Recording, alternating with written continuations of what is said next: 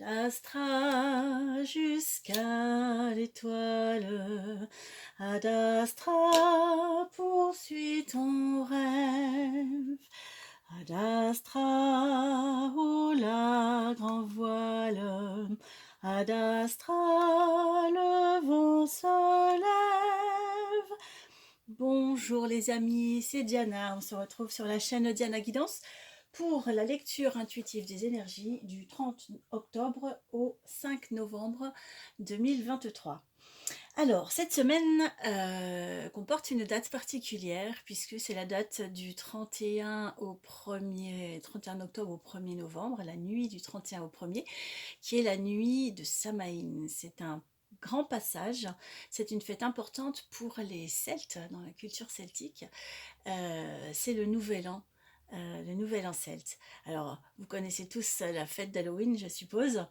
Voilà, il s'agit d'un grand tournant. Et comme on est en plus dans une période où on est tous engagés là, dans un grand changement vibratoire, c'est une occasion pour faire une pause et pour faire quelques rituels de Samhain. Alors peut-être j'en parlerai dans une autre vidéo. Alors, le tirage de la semaine. On a ici l'énergie de la semaine, ce qui nous aide, ce qui nous challenge et un conseil. L'énergie de la semaine, c'est la roue de la fortune. C'est une très bonne carte, la roue de la fortune. Ça veut dire que des choses bougent, des choses avancent. Et en général, c'est pour du mieux.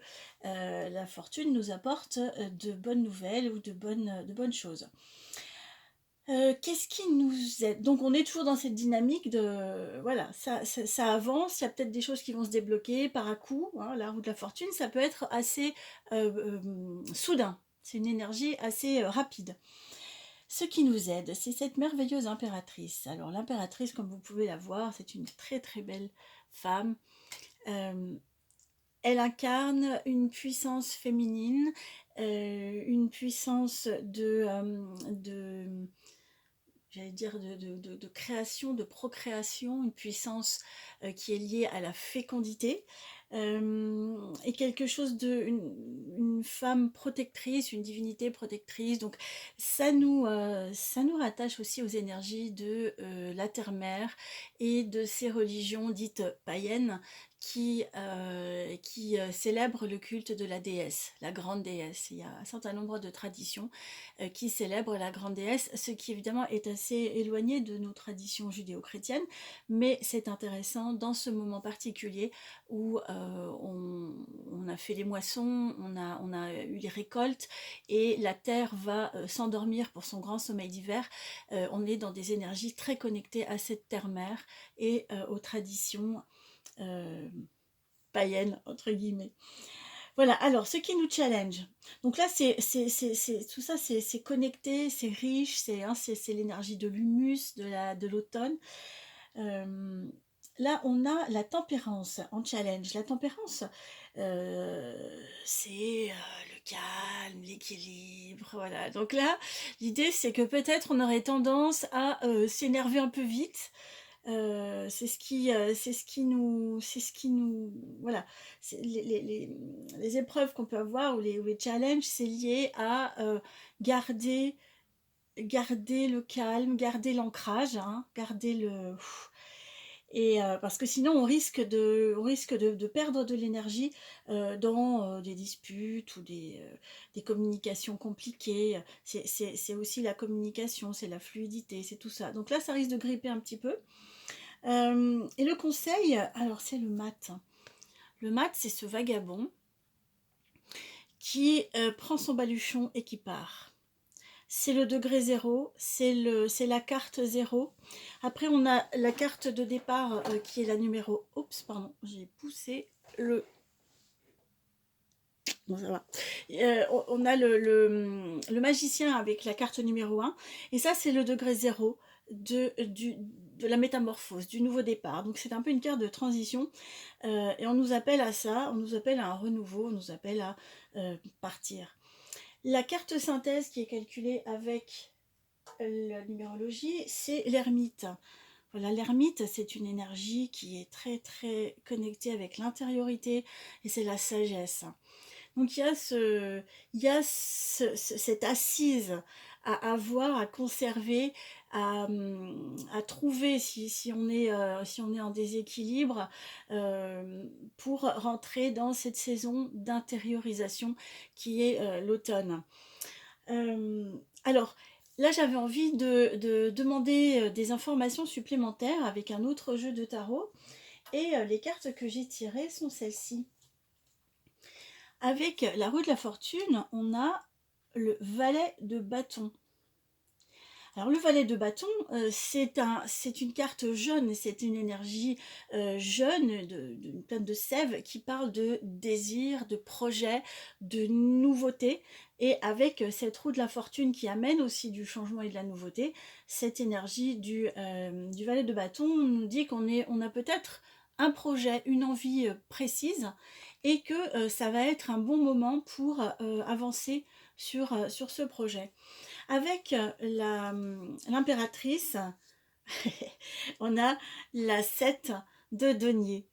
La 7 de denier, elle nous parle de moisson, elle nous parle de vendange, elle nous parle de récolte. Donc on est vraiment dans le thème. Elle peut nous parler aussi de patience parfois, quand il faut attendre que le fruit soit mûr. Donc on est vraiment dans cette belle énergie de fin d'été où on récolte déjà le fruit de tout ce qu'on a mis en œuvre auparavant. Il y a une étape où on peut voir déjà des résultats. Avec le challenge en tempérance, garder son calme, ah bah oui, le 9 de bâton. Le 9 de bâton, il nous dit attention à l'épuisement, attention, t'en as beaucoup fait, il va falloir lever un peu le pied. C'est une carte qui préside au burn-out si on va jusqu'au 10 de bâton, d'accord. Donc le 9 de bâton, on est déjà bien fatigué, on a bien donné. Donc c'est le moment de se reposer, de ralentir. Avec le mat, j'ai tiré le soleil. Alors, le soleil, c'est une très très belle carte qui nous parle de chance, qui nous parle de joie, de toutes les énergies hyper positives, de joie, d'amour, d'accomplissement. Avec le mat, ce grand soleil, ben, vous voyez, c'est comme si il s'en allait en étant guidé par cet astre. Et dans ce jeu, qui est très très beau, le soleil est représenté par cette femme, cette mère qui est un peu comme une vierge à l'enfant, avec, ça pourrait être Marie, Jésus et Jean-Baptiste, hein, ce sont des reproductions de tableaux. C'est cette énergie toujours très enveloppante, très protectrice, très nourricière. On est aussi dans ces énergies de l'impératrice et de la 7 de denier. Alors, au-dessus de l'ermite, alors là, il n'y a pas de synthèse à faire quand on prend les arcanes mineurs, puisque normalement je fais que avec les arcanes majeurs, mais là j'ai tiré avec le tarot complet. Donc là, je ne fais pas de numérologie. Par contre, j'ai tiré au hasard et il y a deux cartes qui sont venues en synthèse de ce jeu. Il y a d'abord le 10 de denier, qui nous parle, donc qui clôt le cycle des deniers, qui nous parle d'accomplissement, voilà, on a engrangé le fruit de nos efforts, on arrive à une récompense. Là, c'est la maison qui est un château presque, hein. On est arrivé au bout d'un travail et on est pleinement satisfait, pleinement content de ce qu'on a engrangé.